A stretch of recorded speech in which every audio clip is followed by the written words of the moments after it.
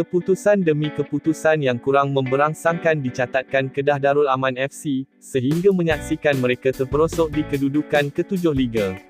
Tidak cukup dengan itu, skuad Sang Kenari seakan-akan gagal mencari rentak permainan di bawah kendalian Ketua Jurulatih, Aidil Syahrin Ishak, selepas hanya berjaya mengumpul 18 mata daripada 14 perlawanan setakat ini.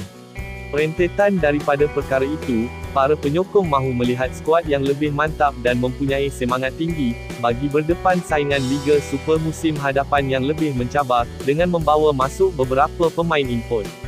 Seorang pemain yang sejak kebelakangan ini dikaitkan dengan kepulangan ke skuad Sang Kenari adalah, pemain berdarah kacukan Malaysia-Australia, David Rowley. Rowley boleh diibaratkan sebagai permata yang hilang bagi penyokong Kedah FC, walaupun pemain itu kurang menyelah selama bersama Kedah FA sebelum ini. Sering diturunkan sebagai pemain tengah serangan, Rowley hanya mampu menjaringkan 2 gol dalam 20 perlawanan, selama 2 musim bersama skuad itu. Tidak cukup dengan itu, pemain ini juga sering diletakkan di bangku simpanan, apabila gagal mempamerkan persembahan terbaik setiap kali diturunkan ke padang. Namun, setelah menyertai pasukan Sri Pahang FC, Rowley mula menunjukkan kemampuan sebenarnya dalam arena bola sepak negara.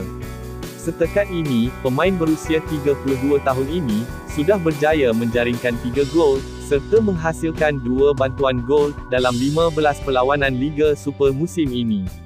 Persoalannya, mampukah pihak pengurusan Kedah FC mendapatkan semula khidmat Rowley, selepas pemain itu berjaya menempa nama dalam kalangan penyokong skuad Tok Gajah musim ini? Sementara itu, seorang lagi pemain Sri Pahang FC, yang bermain dengan cemerlang musim ini turut berada dalam radar perpindahan Kedah FC, iaitu Andre Steven Rodriguez. Menurut Hussein Harun Paktam, kemampuan pemain menyarung jersey nombor 9 ini untuk menerajui bahagian serangan, tidak wajar diendahkan, setelah dia berjaya mencatatkan 6 gol Liga setakat ini. Adalah lebih baik sekiranya Kedah FC berjaya mendapatkan khidmat penyerang Sri Pahang FC, Rodriguez, kerana permainannya cukup hebat, katanya menerusi Facebook. Kemampuan pemain kelahiran Kolombia ini, pasti mendapat perhatian penyokong hijau kuning, selepas dia berjaya menyumbat 2 gol ketika pertemuan antara kedua-dua pasukan awal bulan lalu. Di samping mempunyai kemampuan untuk menghidu peluang gol, kelincahan yang dipamerkan Rodriguez dalam perlawanan itu pasti memberikan gambaran, bagaimana dia mampu memberikan ketajaman buat pasukan Kedah FC. Selain barisan serangan, penyokong Kedah FC, turut mendesak pihak pengurusan untuk menambah baik benteng pertahanan kelab itu, selepas 25 kali gawang mereka dibolosi setakat ini. Bagi memperkuatkan bahagian itu, khidmat pemain PSM Makassar, Yuran Fernandes, dilihat wajar didapatkan, melihat kepada kemampuan dan struktur fizikalnya yang sesuai. Pemain kelahiran Cape Verde itu, berjaya menempa nama dalam kalangan peminat bola sepak Indonesia, setelah berjaya membawa pasukan itu ke perlawanan akhir zon ASEAN Piala AFC musim ini.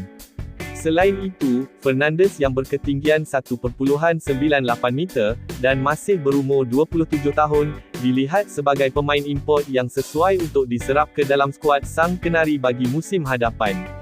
Dalam satu hantaran di Facebook, Tanjung Tokong melihat prestasi yang dipamerkan Fernandes ketika bertemu Kedah FC, dalam separuh akhir zon ASEAN Piala AFC, wajar diberi perhatian untuk mendapatkan khidmatnya bagi musim hadapan.